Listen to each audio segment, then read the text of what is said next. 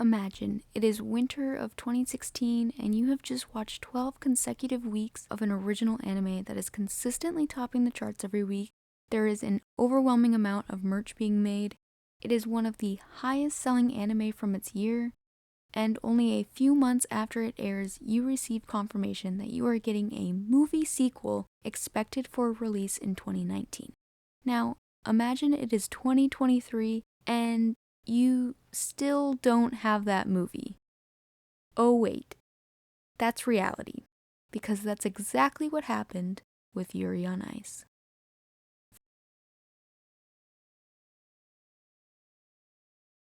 For those who don't know about Yuri on Ice, let me give you a very quick intro course. All you need to know right now is that Yuri on Ice was a wildly successful 12-episode original anime from 2016 by the studio MAPPA about ice skating boys, written by Sayo Yamamoto and Mitsuru Kubo, and infamously featured two queer main characters. It also infamously has a movie in production that has yet to be released. The rest of its history, I will catch you up to speed over the course of this video. It's been nearly 7 years since the premiere of Yuri on Ice, and a lot has changed. From the micro levels of the anime industry, and specifically the studio behind Yuri on Ice, MAPPA, to the macro level of just life and the state of the world in general, a lot can happen in 7 years. But what exactly happened with Yuri on Ice? With MAPPA's annual showcase happening this month, which is an annual event to show off their upcoming releases, and Yuri on Ice not being included in the lineup again, I thought it was a good time to talk about the history and timeline of Yuri on Ice. What was Yuri on Ice like at its peak? How has MAPPA changed over these years since? What cultural impact Yuri on Ice left? And frankly, what does Yuri on Ice's future look like? To try and answer these questions, first we will have to start at the point where it all began. No, not 2016 when Yuri on Ice aired, further back, 2014. It was in 2014 that Yuri on Ice's director and co-writer Sayo Yamamoto first worked with MAPPA during Rage of Bahamut, where she was in charge of storyboarding and directing the ending. It was through this job she met a couple MAPPA producers, notably Fuko Noda and Manabu Otsuka, who stated interest in working with Yamamoto in a bigger capacity, with her possibly helming as a full director for a project. This would lay the future groundwork for how Yuri on Ice would end up at MAPPA specifically. Before Yuri on Ice premiered in August of 2015, an animated short called Endless Night, directed by Yamamoto, would be released during Japan Animator Expo.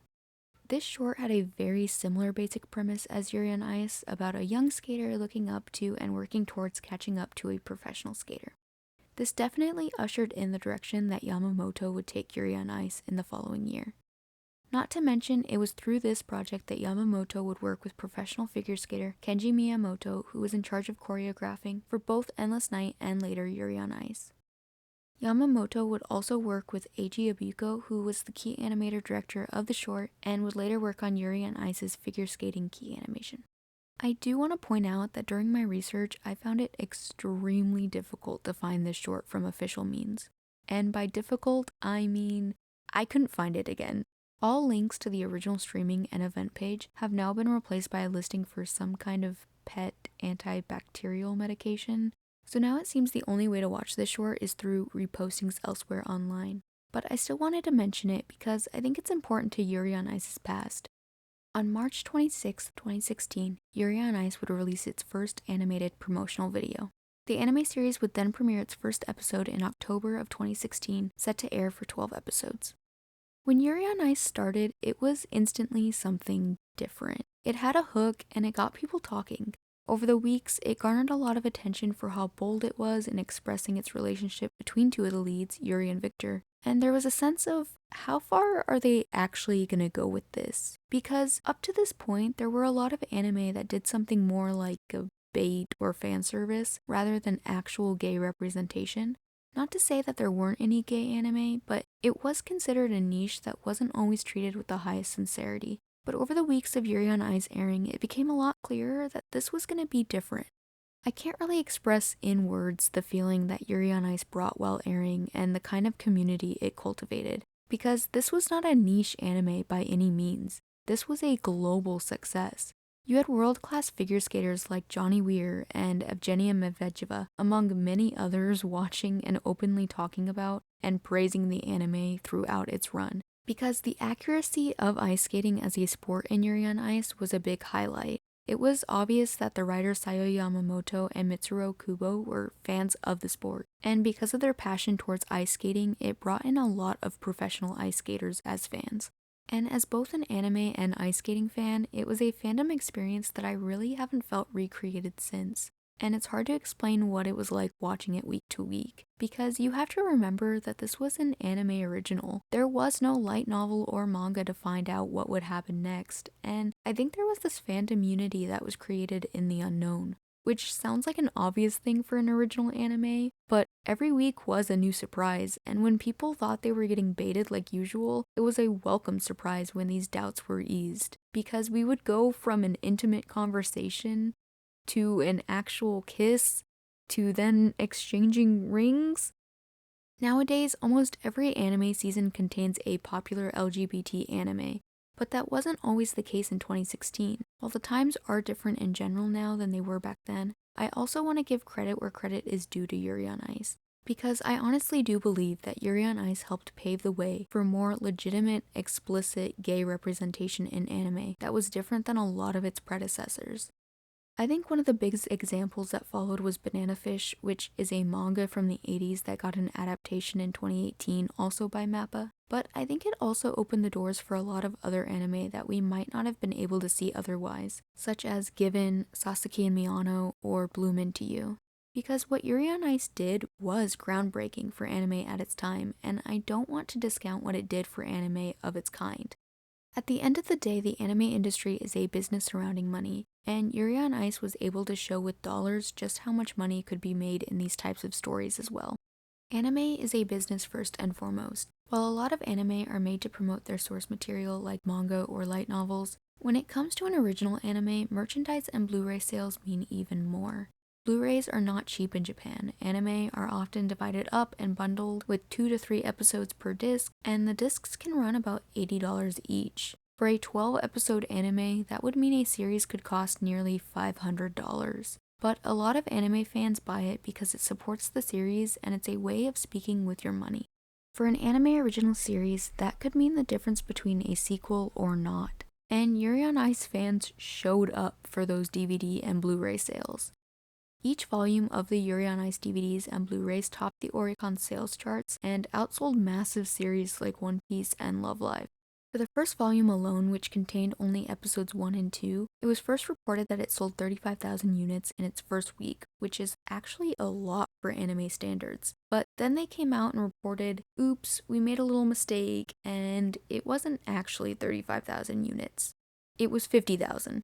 To put into perspective just how crazy these numbers are, in 2015 it was said that the average 13-episode anime would cost roughly $2 million to make, and most anime don't expect to make that money back. However, with 50,000 units sold for the first volume alone, at even the low end of $60 per disc, that would mean $3 million worth of discs sold. And that was only for one out of what was to be a total of 6 volumes. And these numbers don't even include the copious amounts of merchandise up to this point, nor the soundtrack CD, which also topped charts.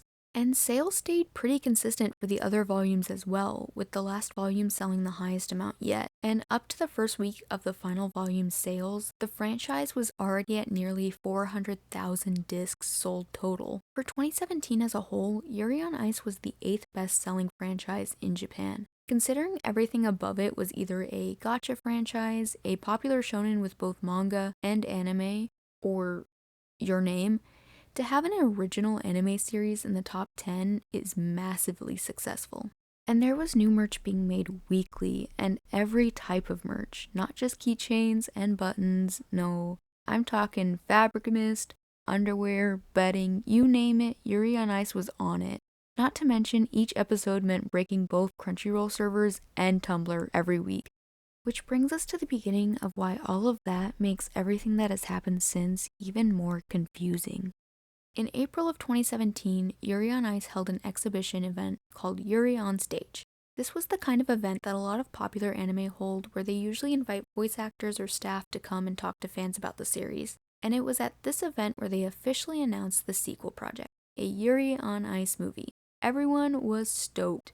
While some were hoping for a complete Season 2 announcement, everyone was excited about seeing higher and more refined quality in a big screen setting. Besides, Yuri on Ice is so popular that we'll just get a Season 2 after the movie. In the meantime, the Yuri on Ice wave continued forward. The creators of Yuri on Ice, Yamamoto and Kubo, were invited to overseas conventions, including both in France and in the US. More merch was being made, hype was still strong. Remember when I said that Yuri on Ice was so popular that even professional skaters were into it? Well, Yuri on Ice went to its biggest stage yet, the 2018 Winter Olympics. Yup. Japanese pair skaters Miyu Suzaki and Ryuichi Kihara performed in February 2018 at the Olympics to the main character Yuri's program song. Then in July 2018, a Yuri on concert would be held. This was an orchestra concert performing the original soundtrack from the anime, and it was streamed globally. And it was at this event that the first poster for the Yuri on Ice movie and the title Ice Adolescence would be dropped for a planned film release in 2019. At this point in time, excitement was still in the air and hype was building. It had been nearing 2 years since Yuri on Ice first aired, and with a movie on the horizon, things couldn't be better. So, what happened in 2019? In January of 2019, there was a theater screening event held in Japan for Yuri on Ice. This was a marathon event where they just showed the full Yuri on Ice series on the big screen. At the end of this event, only for those in attendance in Japan, of course, they would release the first animated teaser for Ice Adolescence. Now, we'll bookmark January 2019 as this date will become relevant again later. But first, in September of 2019, we hit the first bump in the road, and it was announced that Ice Adolescence would officially be delayed to roughly, quote, scale up the original plan, and people were pretty accepting of it, because we wanted the best, and we were willing to wait for it. In the meantime, throughout these years, there were also various reruns of Yuri on Ice on Japanese TV, and December of 2019 would mark its 10th rebroadcast. Unfortunately, this would also bring us to the beginning of the dark years. I don't think I need to summarize the events of 2020. We all know what happened, so suffice it to say that there was not a lot of movement as far as Yuri on Ice is concerned in 2020, for probably obvious reasons. However, November 26, 2020, they would finally release the animated teaser for the Yuri on Ice movie. If you recall, this was only ever shown in Japanese theaters in January of 2019. It took nearly 2 years for them to finally release this footage to the public. But nonetheless, after the year that 2020 was, the fandom was taking anything they could get, and we were just happy to finally have the footage. Unfortunately, this was also the same day that they would release the production status of the movie, which was essentially the same thing they said in 2019 when they delayed the movie then. However, we didn't know at the time that this would be the last public statement that they would release regarding production updates. And slowly, Yuri on Ice just kinda disappeared. In July of 2021, the only crumbs we would receive is Yuri on Ice finding its place on MAPPA's 10th anniversary key visual, as well as some Yuri art by character designer Hiramatsu. But you may have noticed my lack of mention for merchandise. Well, while I believe there was another Sanrio collab in the summer of 2020 and a couple reprints of other merchandise in that year, summer of 2020 would be some of the last merchandise we got. And going from a super successful series that was on everything and every type of merch to a series that hasn't had new merchandise in 3 years is bizarre. Because while the movie is delayed, they have such a committed fan base that would happily keep buying merch in the meantime. So for that market to just disappear subtly feels off. But in November of 2021, the sporting goods company Mizuno would bring us our only salvation when they announced a collaboration celebrating Yuri on Ice's 5th anniversary. It was through this collab that new Yuri on Ice art was also announced. This was lined up with the 2022 Olympics, and thanks to Mizuno, we would receive new art between December of 2021 and March of 2022. Over the years, a lot of people theorized that they just wanted to align the movie with the Winter Olympics. Except at this point, 2 Winter Olympics have passed, and we still don't have any other information aside from what we got in November of 2020. And aside from the new Mizuno collaboration art that was released in the beginning of 2022, we would receive pretty much nothing else in that year. The PR Twitter account for Yuri on Ice has not posted anything since the delay announcement, aside from birthday tweets for the characters.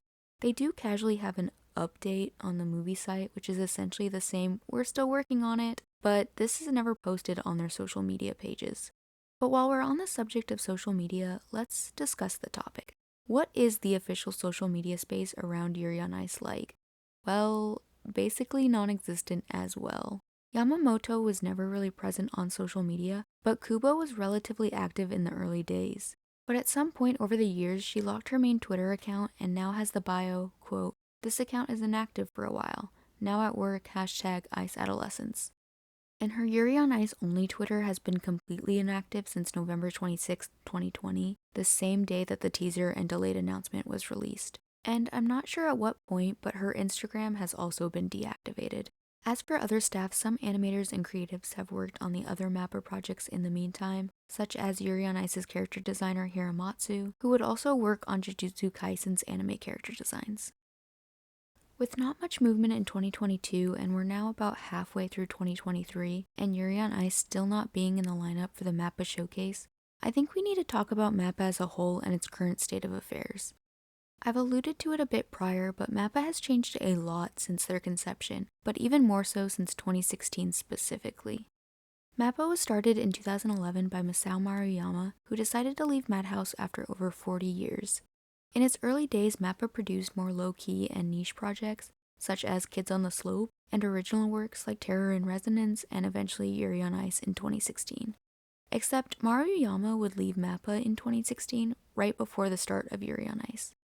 After Yuri on Ice's success, MAPPA's name became pretty prominent in the anime scene and found extra success in 2018 with their adaptation of Banana Fish.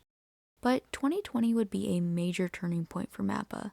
2020 would be the year that would bring big IP names such as God of High School and Jujutsu Kaisen, and maybe most notably, in May of 2020, it was announced that MAPPA would be producing the final season of Attack on Titan in place of Wit Studio. Since then, they've produced other huge names such as Chainsaw Man, Hell's Paradise, and once again taking over another Wit production with Vinland Saga Season 2. MAPPA has continued to become a bigger name since Yuri on Ice, but it's always been at the cost of its staff and their health, which is a huge problem in the industry as a whole and was a problem for Madhouse as well. But it's been obvious for years that MAPPA doesn't exactly have a good enough production schedule to make something so high pressure viable for the staff working on these shows. And perhaps Yuri on Ice was at the beginning of this shift because even with Yuri on Ice, deadlines and production schedule were known to be tight.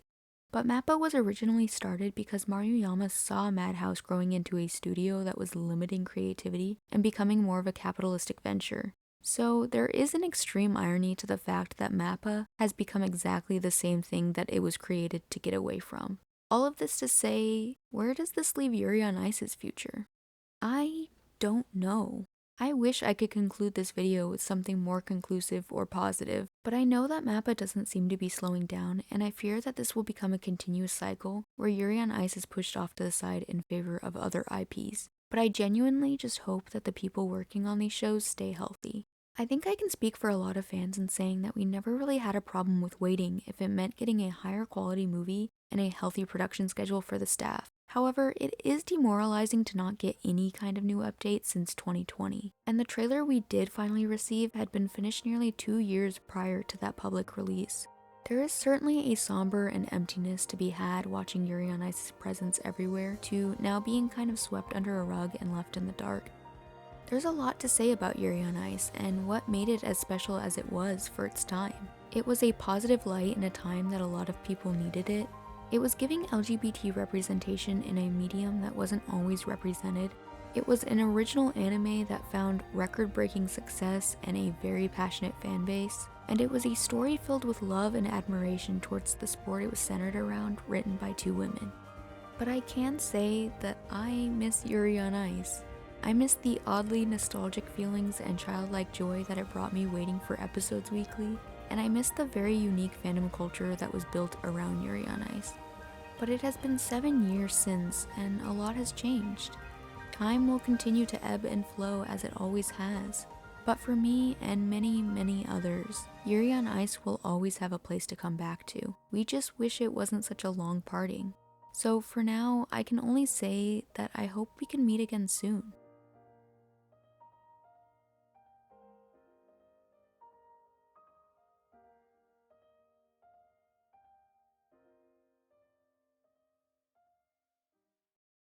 And you know, Yuri on Ice might have outsold One Piece at one point, but who could have guessed that Luffy would be on the ice before Yuri?